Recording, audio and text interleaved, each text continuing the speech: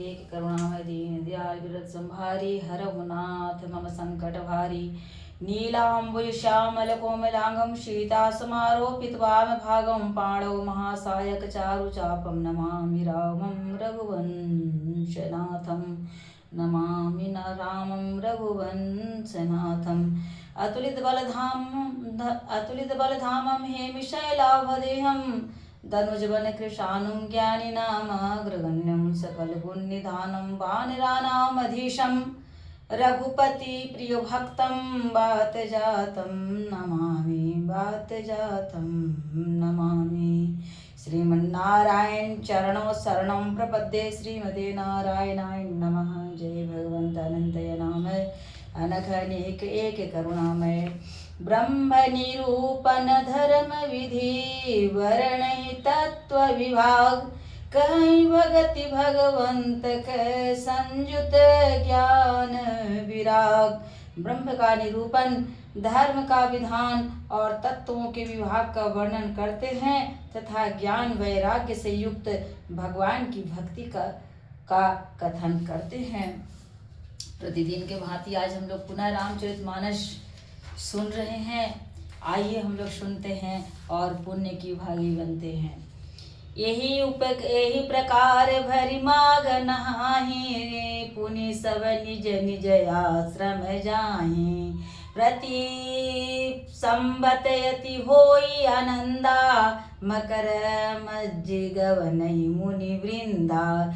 इसी प्रकार माघ के महीने भर स्नान करते हैं और फिर सब अपने अपने आश्रमों को चले जाते हैं। हर साल वहाँ इसी तरह का बड़ा आनंद होता है। मकर में स्नान करके मुनिगण चले जाते हैं।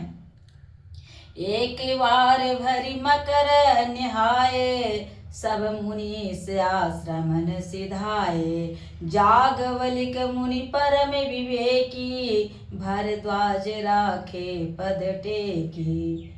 रामचरितमानस में जहाँ पर भी एक बार आया है, एक बार शब्द, वहाँ पर कुछ विशेष वर्णन है। तो आइए हम लोग आज सुनते हैं। एक बार कहते हैं क्या कि एक बार भरी मकर निहाये सब मुनि से आश्रमन सिधाए जागवलिक मुनि परम विवेकी भरद्वाज राखे पद टेकी। एक बार पूरे मकर भर स्नान करके सब मुनीश्वर अपने अपने आश्रम को लौट गए। परम ज्ञानी याज्ञवल्क्य मुनि को चरण पकड़कर भरद्वाज जी ने रख लिया। सादर चरण सरोज पखारे अति पुनीत आसन बैठारे करि पूजा मुनि सुज शुभ खानी बोले अति पुनीत मृदुवानी।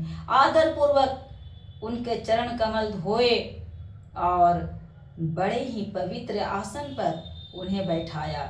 पूजा करके मुनि याज्ञवल्क्य जी के सुजस का वर्णन किया। फिर अत्यंत पवित्र और कोमल वाणी से बोले, नाथ एक संशय बड़ मोरे करगत वेद तत्व सब तोरे कहत सो मोहि लागत भय लाजा जौन कहूँ बड़ होई काजा। हे नाथ, मेरे मन में एक बड़ा संदेह है। वेदों का तत्व सब आपकी मुट्ठी में है, अर्थात आप ही वेद का तत्व जानने वाले होने के कारण मेरा संदेह निवारण कर सकते हैं। पर उस संदेह को कहते मुझे भय और लाज आती है। भय इसलिए कि कहीं आप यह न समझ जाएं कि मेरी परीक्षा ले रहा है, और लाज इसलिए कि इतनी आयु बीत गई, अब तक ज्ञान न हुआ, और यदि नहीं कहता तो बड़ी हानि होती है, क्योंकि अज्ञानी बना रहता हूँ। संत कहें अति असी नीति प्रभु श्रुति पुराण मुनि गाओ होई न विमल विवेक उरा गुरसन किए दुराव। हे प्रभु, संत लोग ऐसे नीति कहते हैं और वेद पुराण तथा मुनिजन भी यही बतलाते हैं कि गुरु के साथ छिपाव करने से हृदय में निर्मल ज्ञान नहीं होता। अस विचारि प्रकटऊ निज मोहु, हरहु नाथ करि जन पर छोहु। राम नाम कर अमित प्रभावा, संत पुराण उपनिषद गावा। यही सोचकर मैं अपना अज्ञान प्रकट करता हूँ। हे नाथ, सेवक पर कृपा करके इस अज्ञान का नाश कीजिए। संतों, पुराणों और उपनिषदों ने राम नाम के असीम प्रभाव का गान किया है। संतत जपत शंभु अविनाशी, शिव भगवान ज्ञान गुण राशि। आकर चारि जीव जग यही, काशी मरत मरम पद लय। कल्याण स्वरूप ज्ञान और गुणों की राशि अविनाशी भगवान शंभु निरंतर राम नाम का जाप करते रहते हैं। संसार में 4 जाति के जीव हैं।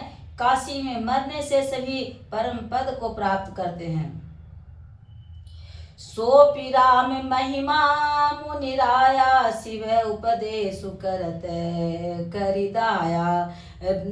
राम कवन प्रभु पूछे तो ही, कहियो बुझाई कृपा निधि मोहि। हे मुनिराज, वह भी राम नाम की महिमा है, क्योंकि शिव जी महाराज दया करके काशी में मरने वाले जीव को राम नाम का उपदेश करते हैं। इसी से उनके परम पद मिलता है। हे प्रभु, मैं आपसे पूछता हूँ कि ये राम कौन है? हे कृपा निधान, मुझे समझा कर कहिए। एक राम अवधेश कुमारा, एक राम अवधेश कुमारा। तिन कर चरित विदित संसारा, नारी विरह दुख लयु अपारा। भयउ रोसुरन रावण मारा। एक राम जो अवध नरेश दशरथ जी के कुमार हैं, उनका चरित्र सारा संसार जानता है।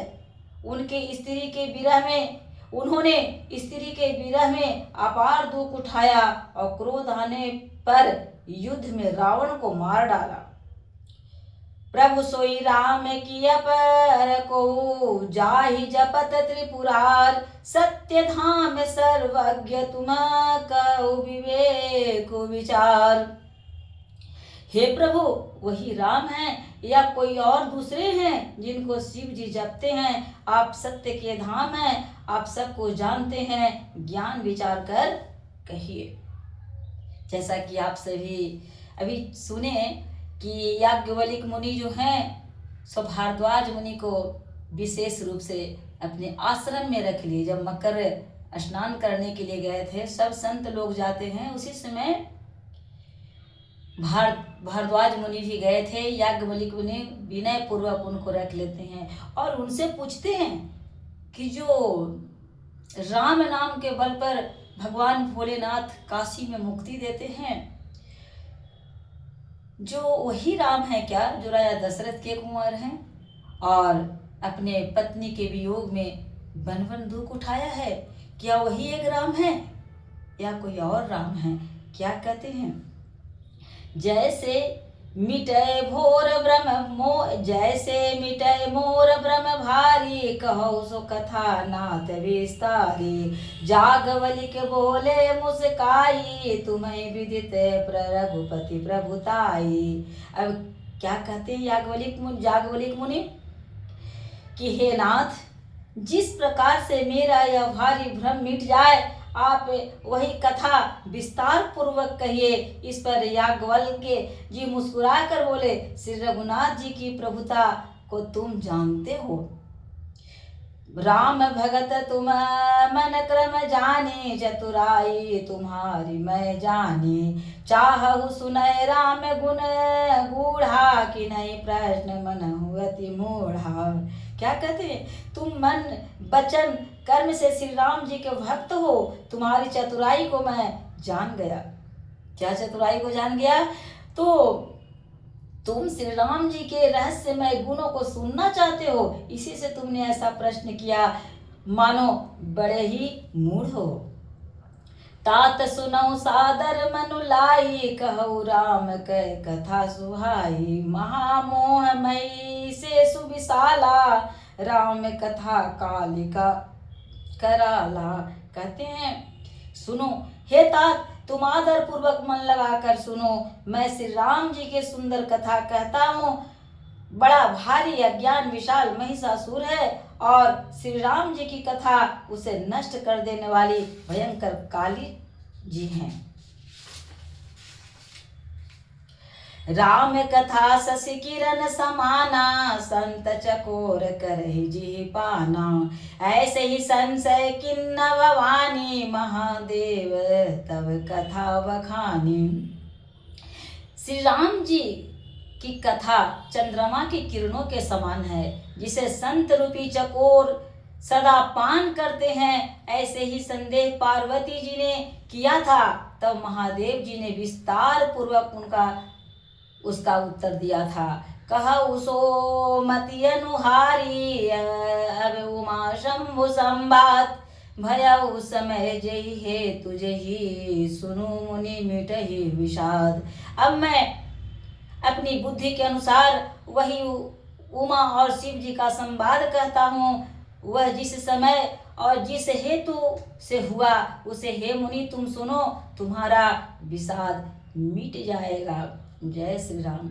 आइए हम लोग अब कल से राम जी की कथा सुनेंगे।